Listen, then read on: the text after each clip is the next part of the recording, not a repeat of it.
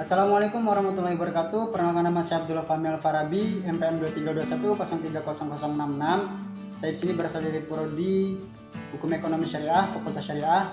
Sebelumnya terima kasih kepada Yang Mulia Muhammad Irfan MSI MSY, saya pengisi pengampu mata kuliah fikih siasah. Di sini saya akan menjelaskan beberapa materi terkait fikih siasah. Yaitu materi pertama, pengertian fikih siasah dan siasah syariah. Fikih siasah dalam cabang ilmu hukum Islam mengatur aspek politik dan pemerintah dalam konteks syariat yang mencakup pengaturan urusan masyarakat sesuai dengan prinsip-prinsip Islam sehingga terjadi bagian integral dalam kehidupan umat muslim. Dalam konteks ini, siasah syariah merujuk pada kebijakan republik yang sesuai dengan hukum syariat, menekan pada keadilan, musyawarah, dan perlindungan hak asasi manusia dalam pemerintahan. Contohnya adalah musyawarah mufakat yang biasanya terjadi di komunitas atau organisasi. Dasar hukumnya terdapat di surat An-Nisa ayat 135. Dan memasuki materi selanjutnya yaitu sumber dan pendekatan dalam kajian fikih siasah. Sumber utama fikih siasah meliputi Al-Quran, hadis, ijtihad manusia. Pendekatannya mencakup analisis kontekstual terhadap norma-norma sosial dan politik yang ada, serta menerapkan prinsip musyawarah dalam pengambilan keputusan. Dan dasar hukumnya yaitu di surat Al-Imran ayat 159 dan surat An-Nisa ayat 59. Contohnya dalam musyawarah dalam pengambilan keputusan dalam konteks pemerintahan desa. Musyawarah digunakan untuk menentukan program pengambilan yang akan dilaksanakan.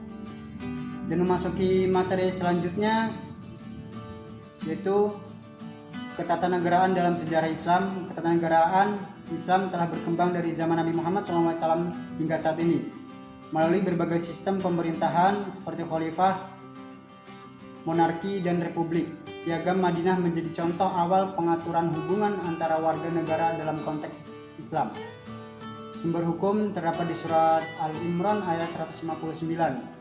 Contohnya adalah Piagam Madinah. Meskipun tujuan kata menyatakan kewajiban menjalankan syariat Islam dicoret dalam Undang-Undang 1945, Piagam Jakarta ditetapkan menjadi simbol perjuangan umat muslim untuk mengkomodasikan nilai-nilai syariat dalam ketatanegaraan Indonesia. Memasuki materi selanjutnya yaitu konsep penting dalam sejarah pemerintahan Indonesia. Konsep utama meliputi keadilan, musyawarah, tanggung jawab pemimpin, dan hak rakyat.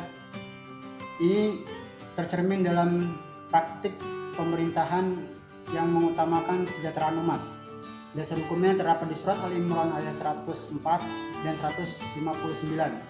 Contohnya adalah otonomi kasus Aceh, penerapan syarat Islam di Aceh sebagai bagian otonomi khusus menuju kepada prinsip-prinsip fikih siasah ditetapkan dalam konteks lokal, memberikan ruang bagi masyarakat untuk menjalankan hukum Islam sesuai dengan kebutuhan dan praktik daerahnya. Memasuki materi selanjutnya yaitu siasah Dusturiyah. Merujuk pada aspek konstitusi dan pemerintahan Islam yang mengatur hubungan pemimpin dan masyarakat serta berkembangnya negara. Siasah Dusturiyah bertujuan untuk menciptakan sistem pemerintah yang transparan dan akuntabel. Dasar hukumnya berada di surat An-Nisa ayat 59 dan Al-Imran ayat 159. Contohnya adalah perlindungan hak warga negara, undang-undang pemerintah, undang-undang perlindungan anak, dan undang-undang tentang penghapusan diskriminasi ras dan etnis di Indonesia menuju upaya untuk melindungi hak warga negara.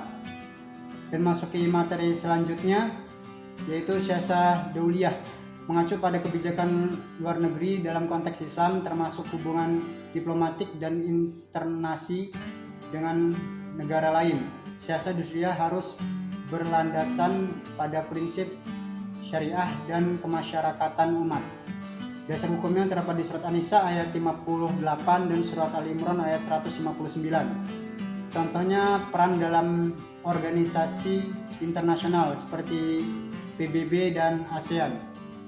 Mungkin hanya itu bisa saya sampaikan, kurang lebihnya saya mohon maaf. Wabillahi taufiq wal hidayah. Wassalamualaikum warahmatullahi wabarakatuh.